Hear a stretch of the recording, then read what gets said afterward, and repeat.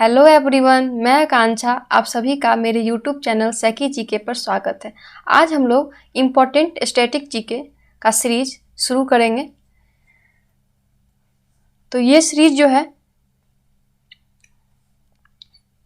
ये series group D, NTPC, CHSL, MTS, SSC के लिए बहुत ही इम्पोर्टेंट क्वेश्चन है और प्रीवियस ईयर क्वेश्चन है और 99% आगे भी आने की संभावना है। तो चलिए हम लोग क्वेश्चन करते हैं। तो क्वेश्चन है, तेलंगाना राज्य की राजधानी कहाँ है? तेलंगाना राज्य की राजधानी कहाँ है? तो तेलंगाना राज्य की राजधानी हैदराबाद, निजामाबाद, वारंगल या अमरावती। तो इसमें से आंसर क्या हो जाएगा? हैदराबाद। हैदराबाद। तेलंगाना राज्य की राजधानी कहाँ है? हैदराबाद। तो तेलंगाना राज्य का स्थापना कब हुआ था?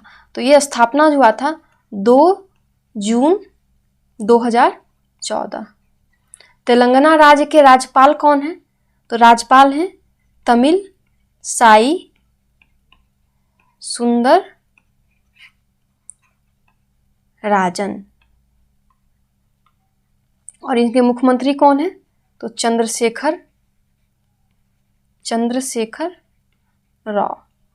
तो हम लोग यहाँ से बहुत सारा क्वेश्चन है कि तेलंगाना पहले है, तेलंगाना राज्य की राजधानी कहाँ है? तो वो हो जाएगी हैदराबाद। अगर पूछता है कि तेलंगाना राज्य का स्थापना कब हुआ था? तो 2 जून 2014 को हुआ था। इसके राज्यपाल कौन है? तो तमिल साई सुंदर राजन। और इनके मुख्यमंत्री कौन है? चंद्रशेखर राव। चलिए नेक्स्ट चलते हैं। नेक्स्ट क्वेश्चन है कि भारतीय रेलवे में कुल कितने जोन हैं? भारतीय रेलवे में कुल कितने जोन है? तो भारतीय रेलवे में कुल 18 जोन है। कुल कितने जोन है? कुल 18 जोन है। तो यहाँ पे हम लोग को याद रखना है कि भारतीय रेलवे में कुल कितने जोन है? तो कुल 18 जोन है। नेक्स्ट चलते हैं। नेक्स्ट क्वेश्चन है कि देश की प्रथम महिला रेल मंत्री कौन है? देश की प्रथम महिला रेल मंत्री कौन है? तो रेल मंत्री कौन है? तो यहाँ हो जाएगा, आंसर हो जाएगा आपका ममता बनर्जी। देश की प्रथम महिला रेल मंत्री कौन है? ममता बनर्जी, जो अभी पश्चिम बंगाल की मुख्यमंत्री है। तो ये हो जाएगा, कोई आंसर क्या हो जाएगा? देश की प्रथम महिला रेल मंत्री कौन हो जाएंगी? ममता बनर्जी। नेक्स्ट चलते हैं। क्वेश्चन है कि IRCTC का तात्पर्य क्या है? मतलब IRCTC का फुल फॉर्म पूछ रहा है। IRCTC का फुल फॉर्म क्या है? तो IRCTC का फुल फॉर्म क्या हो जाएगा? ए हो जाएगा। देखिए क्या हो जाएगा? इंडियन, आई से इंडियन, आर से रेलवे, सी से कैटरिंग, एंड ए साइलेंट होता है तो यहाँ एंड जो है साइलेंट है, एंड टी से टूरिज्म और सी से कोऑपरेशन। तो Indian railway catering and tourism cooperation. Okay, next चलते हैं हम लोग। 5वां नंबर क्वेश्चन है कि भारत में जनगणना की अवधि क्या है? क्वेश्चन है कि भारत में जनगणना कितने सालों पे होती है? तो भारत में जनगणना जो है प्रत्येक 10 वर्ष पे होती है। 10 वर्ष पे होती है। क्या होती है? 10 वर्ष पे होती है। तो हम लोग का जो है 2011 में जनगणना हुआ है, अब 21 में भी होगा। तो प्रत्येक 10 वर्ष पे जनगणना होती है। नेक्स्ट चलते हैं हम लोग। नेक्स्ट है कि भारत का कुल क्षेत्रफल कितना है? भारत का कुल क्षेत्रफल कितना है? तो भारत का कुल क्षेत्रफल जो होगा वो होगा 32,87,263 वर्ग किलोमीटर। क्या हो जाएगा? 32,87,263 वर्ग किलोमीटर। तो भारत का कुल क्षेत्रफल कितना हुआ? तो 32,87,263 वर्ग किलोमीटर। ओके, नेक्स्ट चलते हैं हम लोग। अब क्वेश्चन क्या है कि बिना उपग्रहों वाला ग्रह क्या है? तो सबसे पहले ग्रह हमारे कितने हैं? तो ग्रह हमारे जो हैं कितने हैं? 8 ग्रह हैं। 8 ग्रह हैं। तो कौन कौन से 8 ग्रह हैं? तो देखिए, बुध, फिर हो जाएगा शुक्र हो गया, फिर हो गया पृथ्वी, फिर हो जाएगा मंगल। 4 हो गए। अब 4 और है, फिर है मंगल के बाद क्या हो जाएगा? बृहस्पति के बाद क्या हो जाएगा? शनि, फिर क्या हो जाएगा? अरुण, और नेक्स्ट वरुण। तो देखिए ग्रह कितने हैं? तो ये क्वेश्चन भी इसमें इसमें क्वेश्चन पूछ सकता है कि ग्रह कितने हैं, हमारे ग्रह कितने हैं, तो ग्रह कितने हैं 8, ये भी क्वेश्चन आ सकता है। और क्वेश्चन ये भी पूछ सकता है कि इसका क्रम क्या है या कौन कौन से ग्रह हैं, 4 ऑप्शन दे देगा। तो बुध है, बुध, शुक्र, पृथ्वी, मंगल, बृहस्पति, शनि, अरुण, वरुण। बट यहाँ क्वेश्चन क्या है कि बिना उपग्रहों वाला ग्रह। एक्चुअली क्या होता है कि ग्रह, ये ग्रह जो है ग्रह के अंदर भी उपग्रह है, ठीक है।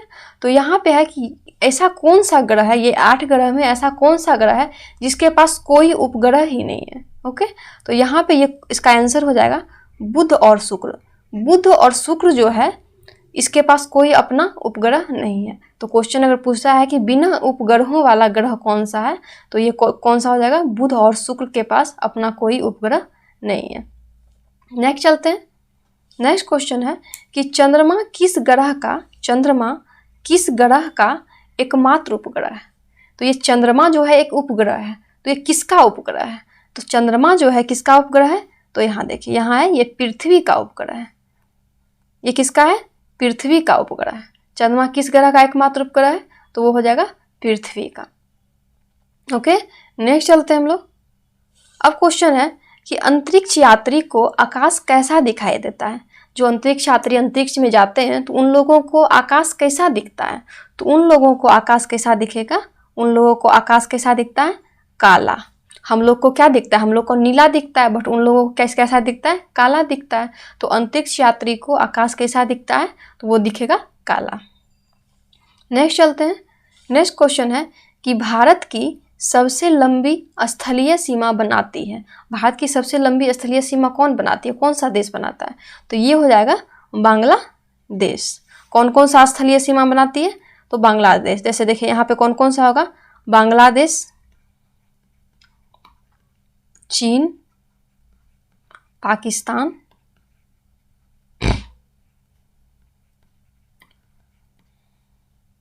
नेपाल, भूटान,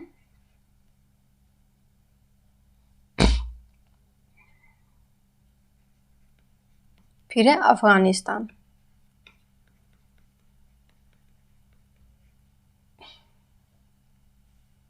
एक हो जाएगा म्यांमार।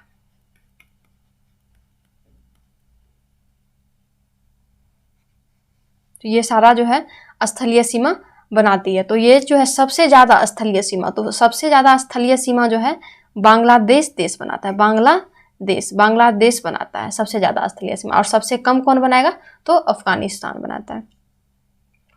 ओके, नेक्स्ट चलते हैं हम लोग। क्वेश्चन है कि पिरामिड का देश किसे कहा जाता है। पिरामिड का देश किसे कहा जाता है, तो ये हो जाएगा पिरामिड का देश जो है ये मिस्र को कहा जाता है। पिरामिड का देश किसे कहा जाता है, मिस्र को कहा जाता है। नेक्स्ट चलते हैं। क्वेश्चन है कि सोया प्रदेश के नाम से किसे जाना जाता है। सोया प्रदेश, सोयाबीन होता है ना, तो सोयाबीन सबसे ज़्यादा मध्य प्रदेश में ही होता है, इसीलिए इसे सोया प्रदेश के नाम से जाना जाता है। तो मध्य प्रदेश को किस नाम से जाना जाता है, तो सोया प्रदेश के नाम से। नेक्स्ट चलते हैं। क्वेश्चन है कि विश्व की सबसे लंबी नदी कौन है। तो विश्व की सबसे लंबी नदी कौन सी हो जाएगी, नील नदी। कौन सी हो जाएगी, नील नदी। नील नदी जो है विश्व की सबसे लंबी नदी है। नेक्स्ट चलते हैं हम लोग। क्वेश्चन है कि जनसंख्या की दृष्टि से सबसे छोटा राज्य कौन सा है। तो जनसंख्या की दृष्टि से सबसे बड़ा राज्य कौन सा है, तो यह है यूपी। यूपी जो है जनसंख्या की दृष्टि से सबसे बड़ा राज्य है। तो यहाँ क्वेश्चन है कि जनसंख्या की दृष्टि से सबसे छोटा राज्य कौन सा है, तो वो हो जाएगा आपका सिक्किम। वो क्या हो जाएगा, सिक्किम। और अगर पूछता है कि जनसंख्या की दृष्टि से सबसे बड़ा राज्य कौन सा है, तो वो हो जाएगा यूपी। नेक्स्ट चलते हैं हम लोग। नेक्स्ट क्वेश्चन है कि भारत की सबसे ऊंची चोटी कौन है। तो भारत की अगर पूछता है तो भारत की सबसे ऊंची चोटी क्या है, गॉडविन ऑस्टिन, जिसे हम लोग K2 भी बोलते हैं। ऑप्शन में हमें K2 भी दे सकता है, ये नहीं कि है कि गॉडविन ऑस्टिन दिया K2 दिया तो कंफ्यूज है, दोनों का एक ही नाम है। तो कहीं कहीं K2 भी देता है, तो K2 बोले या गॉडविन ऑस्टिन बोले। तो भारत की सबसे ऊंची चोटी कौन सी हो जाएगी, गॉडविन ऑस्टिन, मतलब K2। नेक्स्ट है कि वायुमंडल की, क्वेश्चन है कि वायुमंडल की सबसे निचली परत क्या कहलाता है। तो देखिए वायुमंडल में कितने परत होते हैं, 5 परत होते हैं। देखिए क्षोभ मंडल, क्षोभ मंडल, नेक्स्ट है हम लोग नीचे से चल रहे हैं समताप मंडल, फिर हो जाएगा मध्य मंडल, फिर हो जाएगा आयन मंडल, और फिर होगा बहिर्मंडल। तो देखिए क्वेश्चन ऐसा भी पूछ सकता है कि वायुमंडल में कुल कितनी परत हैं, तो देखिए 1 2 3 4 5, तो कितने परत हो जाएंगे, 5 परत है। लेकिन यहाँ पूछ रहा है कि सबसे निचली परत कौन है, तो जो स्टार्ट में है सबसे निचली परत, और सबसे ऊपर की परत कौन सी हो जाएगी, बहिर्मंडल, बीच वाली कौन सी हो जाएगी, मध्यमंडल। ओके, तो देखिए यहाँ पूछा है कि वायुमंडल की सबसे निचली परत क्या कहलाता है, तो ये क्या कहलाएगा, ये कहलाएगा क्या, क्षोभ मंडल। ओके, नेक्स्ट चलते हैं हम लोग। क्वेश्चन है कि ओजोन परत, ओजोन परत मापने की इकाई क्या है, ओजोन परत को किससे मापते हैं हम लोग, तो यहाँ हो जाएगा डॉप्सन, डॉप्सन से हम लोग ओजोन परत को मापते हैं, इसके मापने की इकाई क्या है, डॉप्सन। ओके, नेक्स्ट चलते हैं हम लोग। नेक्स्ट क्वेश्चन है कि संगीत के क्षेत्र में, क्वेश्चन क्या है, संगीत के क्षेत्र में, संगीत के क्षेत्र का सर्वोच्च पुरस्कार क्या है, संगीत के क्षेत्र का सर्वोच्च पुरस्कार क्या है, तो क्वेश्चन क्या हो जाएगा, संगीत के क्षेत्र में ग्रेमी पुरस्कार दिया जाता है, ग्रेमी पुरस्कार जो है संगीत के क्षेत्र में दिया जाता है। ओके, नेक्स्ट चलते हैं हम लोग। नेक्स्ट क्वेश्चन है कि श्वेत रक्त का, श्वेत रक्त बोले या WBC, उसी को बोलते हैं WBC, ठीक है। तो श्वेत रक्त का जीवन काल, सबका एक अपना टाइम होता है जीने का, है ना, तो श्वेत रक्त का जीवन काल कितने होता है, तो श्वेत रक्त का जो होता है 3 से 4 दिन होता है, ठीक है। WBC RBC हम लोग साइंस में पढ़ते हैं, तो श्वेत रक्त का जीवन काल कितने दिनों का होता है, 3 से 4 दिन का, 3 से 4 दिन के बाद ऑटोमेटिक मर जाता है, तो इसका जीवन काल कितने दिन का हो जाएगा, 3 से 4 दिन का। नेक्स्ट चलते हैं हम लोग। नेक्स्ट क्वेश्चन है कि भारत रत्न प्राप्त करने वाले, भारत रत्न जो मिलता है हम लोग को पुरस्कार, वो भारत रत्न प्राप्त करने वाले प्रथम विदेशी कौन थे, तो भारत रत्न प्राप्त करने वाले प्रथम विदेशी कौन थे, तो देखिए प्रथम विदेशी कौन थे, खान अब्दुल गफ्फार खान, जो हमारे देश के नहीं थे, ये पाकिस्तान के थे, तो इन्हें ही भारत रत्न प्राप्त करने वाले ये प्रथम विदेशी थे जिन्हें भारत रत्न से सम्मानित किया गया। तो क्वेश्चन क्या हो जाएगा, आंसर क्या हो जाएगा, खान अब्दुल गफ्फार खान। ओके, नेक्स्ट चलते हैं हम लोग। नेक्स्ट क्वेश्चन है देखिए कि भारत का राष्ट्रीय वृक्ष क्या है, हम लोग का भारत जो है, भारत का एक राष्ट्रीय वृक्ष होता है, राष्ट्रीय वृक्ष क्या है, तो भारत का राष्ट्रीय वृक्ष क्या है, बरगद। कौन सा हो जाएगा, बरगद, बरगद का पेड़, ठीक है, तो बरगद, बरगद हम लोग का क्या है, राष्ट्रीय वृक्ष है। ओके, नेक्स्ट चलते हैं। नेक्स्ट क्वेश्चन है कि भारत का राष्ट्रीय फूल क्या है, हम लोग का भारत का राष्ट्रीय फूल क्या है, तो राष्ट्रीय फूल कौन सा हो जाएगा हम लोग का, कमल, कमल जो है हम लोग का राष्ट्रीय फूल है। ओके, नेक्स्ट चलते हैं। नेक्स्ट क्वेश्चन है कि राष्ट्रगीत, हम लोग का राष्ट्रगीत ऐसे भी पूछ सकता है कि हम लोग का राष्ट्रगीत कौन सा है, तो राष्ट्रगीत क्वेश्चन में भी याद रखिएगा कि हम लोग का राष्ट्रगीत कौन सा है, वंदे मातरम। और अगर राष्ट्रगान पूछता है कि हम लोग का राष्ट्रगान, भारत का राष्ट्रगान कौन सा है, तो ये हो जाएगा जन गण मन, जनगण मन अधिनायक जय होता है ना, तो ये वाला जो है हमारा राष्ट्रगान है, और ये है राष्ट्रगीत वंदे मातरम। तो राष्ट्रगीत वंदे मातरम का प्रथम प्रकाशन किस ग्रंथ में किया गया है, किस ग्रंथ में किया गया है, किस ग्रंथ में किया गया है, तो यहाँ कैसे क्या हो जाएगा इसका, आनंद मठ, आनंद मठ में राष्ट्रगीत वंदे मातरम का प्रथम प्रकाशन किया गया है। ओके, नेक्स्ट क्वेश्चन है कि भारत का आइंस्टीन, भारत का आइंस्टीन किसे कहा जाता है, भारत का आइंस्टीन किसे कहा जाता है, तो भारत का आइंस्टीन किसे कहा जाएगा, नागा अर्जुन को, नागा अर्जुन को भारत का आइंस्टीन कहा जाता है। नेक्स्ट क्वेश्चन है कि भारत का राष्ट्रीय पशु क्या है, भारत का राष्ट्रीय, तो वृक्ष कर लिए हम लोग, फिर जो है फूल कर लिए, अब क्या है भारत का राष्ट्रीय पशु कौन है, तो भारत का राष्ट्रीय पशु कौन सा हो जाएगा, चीता, चीता जो है हम लोग का भारत का राष्ट्रीय पशु है। नेक्स्ट चलते हैं। नेक्स्ट क्वेश्चन है कि संसार का सबसे बड़ा महाकाव्य, संसार का सबसे बड़ा महाकाव्य कौन सा है, तो संसार का सबसे बड़ा महाकाव्य कौन सा हो जाएगा, महाभारत, जिसको कौन लिखे हैं, इसके रचयिता कौन है? वेद व्यास। वेद व्यास ने इसे लिखा है। तो संसार का सबसे बड़ा महाकाव्य कौन सा हो जाएगा? रामायण नहीं, महाभारत होगा। महाभारत हमारे लोग का संसार का सबसे बड़ा महाकाव्य है, तो महाभारत हो जाएगा। और इसके रचयिता कौन है? वेद व्यास। ओके, नेक्स्ट चलते हैं।